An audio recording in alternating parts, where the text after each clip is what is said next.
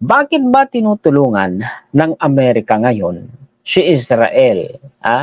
Kasi po, ang latest po na balita, yung US Navy Strike Group pinadala po sa Mediterranean Sea. Doon po sa may Israel. Sa may tapat po yan mga ka-Israel ng Gaza Strip. Strike Group po yun. At ang ipinadala pa, ayun pong pinakamalaki, pinaka-high-tech flagship aircraft carrier ng Amerika. Ito yun, ipakita ko sa inyo. Ayan, basahin ko at palakihin ko. The US is moving F-35 Lightning II. Isa po sa flagship at pinaka-high-tech po yan na fighter jets po ng Amerika, yung F-35. F-16 Fighting Falcon and F-15 Eagle fighter jets to Israel along with the aircraft carrier USS Gerald R. Ford. Yung USS Gerald R. Ford po mga ka-istorya ang pinaka-high-tech, pinakamalaki at flagship aircraft carrier po ng Amerika. Anong sabi dito? Basahin nga natin. Along with the aircraft carrier USS Gerald R. Ford CVN-78, the U.S. Department of Defense has decided to send a number of aircraft to Israel, including fifth-generation F-35 Lightning II fighters. Here's what we know. We wrote that the USS Gerald R. Ford CVN-78 has traveled to the Eastern Mediterranean accompanied by 5 Arleigh-Burke-class guided missile destroyer, USS Thomas Hadner, USS Ramage, USS Carney, and USS Roosevelt. The missile cruiser USS Normandy is also with it. Kasi alam niyo mga ka-istorya, pagka lumalarga po ang isang aircraft carrier ng Amerika, grupo yan, may mga kasama po yan. Hindi po yan nagsusulo lang ha. Sabi nga sa isa ko pang referensya na nabasa dati, gaya nung US Ronald Reagan, pag naglalayag umano sila, may kasama silang submarine. Iwan ko lang kung may kasamang submarine po ito, pero palagay ko hindi yan mawawalan.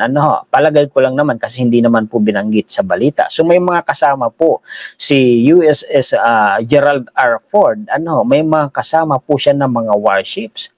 The U.S. Air Force has sent several squadrons of aircraft to Israel. 5th generation F-35 Lightning II fighters joined the F-15 Eagle, F-16 Fighting Falcon, and the iconic A-10 Thunderbolt II attack aircraft known as the Warthog. Yan po yung USS Gerald R. Ford. Ang laki po niyan. Yan yung pinakamalaking aircraft carrier po ng Amerika. In response to Hamas, binanggit na mismo Hamas, surprise attack on Israel, the United States deployed an aircraft carrier to the region as a form of deterrence. I have directed the movement of the USS Gerald R. Ford Carrier Strike Group to the Eastern Mediterranean, Defense Secretary Lloyd Austin said in an October 8 statement. The announcement followed detailed discussions with President Biden, Austin said, adding that the U.S. maintains ready forces globally to further reinforce this deterrence posture if required. So pinadala na. Matindi yung pinadala ng Amerika. Talagang yung pinakamalaking aircraft carrier po nila. Ano po yan? Strike group po yan ha. So balik po tayo dito. Bakit ba tinutulungan ni Amerika si Israel? Kasi po mga ka-istorya ganito yan Ally country po ni Amerika si Israel. Non-NATO ally po yan ng Amerika. Ang sabi nga, pagkakapaliwanag ng Amerika wala umanong ibang kaibigan na katulad ni Israel. Wala daw ibang kaibigan si Amerika na katulad ni Israel. Kumbaga napaka-special na kaibigan ang turing po nila kay Israel. Alay po yun. Kasi may nagtatanong. Baka ang Ukraine o ang Pilipinas ay matulad sa Ukraine. Ako napakalayo May MDT po tayo sa Amerika Si Ukraine po wala. Bagaman tinutulungan niya si Ukraine, pero wala po silang NDT na kagaya ng Pilipinas. Tapos itong Israel naman, itinuturing ni Amerika na hindi lang basta alay, kundi special na kaibigan. Ito po yan palakihin ko muna. U.S. Department of State, an official website of the United States government. So legit itong ating referensya mga ka-istorya. U.S. relations with Israel, bilateral relations fact sheet, Bureau of Near Eastern Affairs, January 20, 2021. Ang sabi po dito mga ka-istorya, the United States was the first country to recognize Israel as a state in 1948. Totoo naman yun, gaya nung binasa ko sa inyo kanina. And the first to recognize Jerusalem as the capital of Israel in 2017. Israel is a great partner to the United States, and Israel has no greater friend than the United States. Tingnan nyo yung pagkakaturing po nila sa pagkakaibigan po nila. Americans and Israelis are united by our shared commitment to democracy, economic prosperity, and regional security. The unbreakable bond between our two countries has never been stronger. Ganun po kataas ang pagkakakilala ni Amerika sa pagkakaibigan nila ni Israel. A long-standing U.S. priority is to promote comprehensive and lasting solutions to the Israeli-Palestinian conflict. The United States is also committed to encouraging increased cooperation and normalization of ties between Israel and Arab and Muslim-majority states, as exemplified by the Abraham Accords and the normalization agreements between Israel and the United Arab Emirates, Bahrain, Morocco, and Sudan. May mga agreements pa pala yan, mga kaistorya. No? Tingnan ninyo ito, U.S. security cooperation with Israel. Israel's security is a long-standing cornerstone of U.S. foreign policy. Mataas talaga yung pagtingin nila sa Israel. Ano po, the United States commitment to Israel's security is supported by robust defense cooperation and a 10-year, $38 billion Memorandum of Understanding signed by the United States and Israel in 2016, so on and so forth. Ganun po ang turing nila kay Amerika, kay Israel, special. Ito pa ang isa pang balita, mga kaistorya, kung paano po sinusuportahan ng Amerika si Israel. The US will send a carrier strike group to the Eastern Mediterranean in support of Israel. Talagang sinusuportahan po nila yan, yung US Gerald R. Ford. Talagang malaki po yan. Mga kaistorya, yung balita din yan kanina, ipinakita ko lang sa inyo.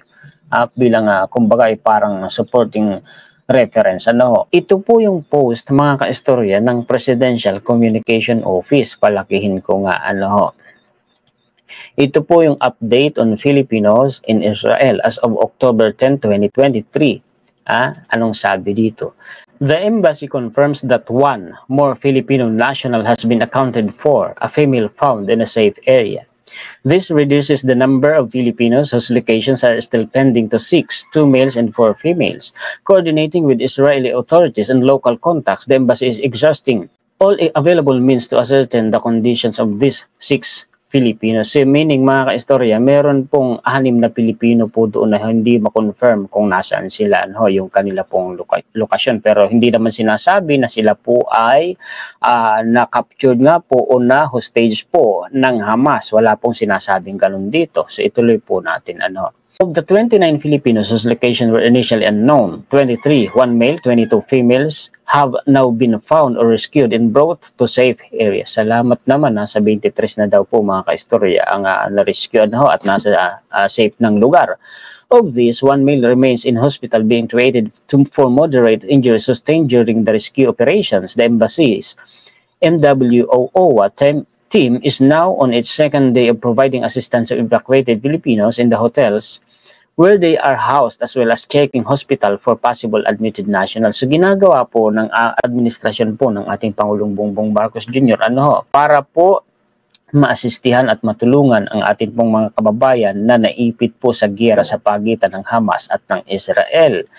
Ito po, mga kaistorya, baka maitatanong ninyo, gaano ba karami ang mga Pilipino sa Israel? Marami. Nasa 30,000 na Pilipino po ang kababayan po natin dyan sa Israel, mga kaistorya.